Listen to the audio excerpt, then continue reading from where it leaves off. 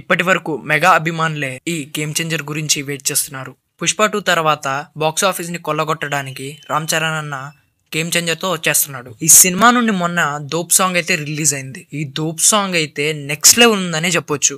Just వాళ్ళు ప్రోమోనే వదిలారు, కానీ సాంగ్ మాత్రం నెక్స్ట్ లెవెల్ ఉంది. ఈ సాంగ్ లో రామ్ చరణ్ లుక్స్ అయితే అద్రిపోతాయనే చెప్పొచ్చు. శంకర్ డైరెక్షన్ లో రాబోతున్న ఈ సినిమా ఒక పొలిటికల్ డ్రామాగా సంక్రాంతి 10 కి వస్తుంది. ఇండియన్ 2 లో చూసుకున్నట్లయితే అక్కడ లంచం తీసుకున్నారు, ఇక్కడ లంచం తీసుకున్నారు అనే కాన్సెప్ట్ తో ఉంటుంది. అండ్ ఈ సినిమా అయితే పొలిటికల్ కి సంబంధించిన వ్యవహారం అయితే ఇందులో ఉంటుంది అనమాట. ఆల్రెడీ శంకర్ దర్శకత్వంలో వచ్చిన ఒకే ఒక్కడు అందులో యాక్టర్ అర్జున్ హీరో అనమాట. నెల్లూరి నెరజాన్. సో ఈ సాంగ్ ఉంటుంది. అందులో వన్ డే సీఎం ఏదైతే ఉందో అది చాలా చాలా గట్టి స్టోరీ అనే చెప్పుకోవచ్చు, గట్టి పాయింట్ అనే చెప్పుకోవచ్చు. అసలు వన్ డే సీఎం ఏంట్రా బాబు అనేట్టు చాలా ఉంటది అనమాట. సో ఇప్పుడు ప్రస్తుతం అయితే గేమ్ చేంజర్ వ్యవహారం అయితే నడుస్తుంది అనమాట.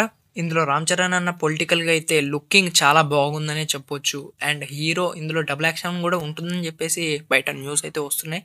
సో అది ఎంత నిజమో ఎంత ఇదో అర్థం కావట్లేదు. సో ఇందులో ఒక సాంగ్ నానా హైరానా అనే సాంగ్ ఇన్ఫ్రారెడ్ కెమెరాతో తీశారు. ఇన్ఫ్రారెడ్ కెమెరా అంటే సపోజ్ మనం చూసుకున్నట్లయితే మనం నైట్ తీసిన ఒక ఫుటేజ్ కూడా మనం ఇన్ఫ్రారెడ్ కెమెరాతో ఒక బ్యూటిఫుల్ పిక్చర్ లెక్క చేయొచ్చు అనమాట. అంత క్లారిటీ వస్తుంది ఇన్ఫ్రారెడ్ కెమెరాతో. సో మీ అందరికి తెలుసు కలర్ గ్రేడింగ్ అనేది చాలా బాగా వస్తుంది. సో కలర్ఫుల్ గా కనిపిస్తుంది ఫుటేజ్ అనేది. శంకర్ గారు ప్రతి సినిమాలో ఒక పాయింట్ అనేది బేస్ గా తీసుకుంటారు. అంటే ఒక మెసేజ్ ఓరియంటెడ్ గా తీయడం జరుగుతుంది శంకర్ గారు. రోబో సినిమాతో మనకి ఆర్టిఫిషియల్ ఇంటెలిజెంట్ ఎలా ఉంటుందో చూపించింది కూడా మన శంకర్ గారే. అండ్ ఇంకొన్ని సినిమాస్ ఉంటాయి అనమాట. రోబో 2.0లో ఇలా టెక్నాలజీ పెరిగే కొద్ది పక్షులు చనిపోతున్నాయి అనే ఒక కాన్సెప్ట్తో చూపించారు. ఇంకా ఒకే ఒకళ్ళు వన్ డే సీఎం.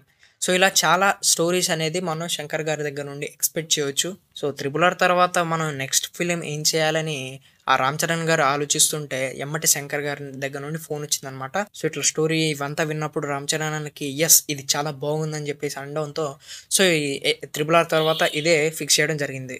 RRR తర్వాత ఎన్టీఆర్ అన్న దేవర చేశారు.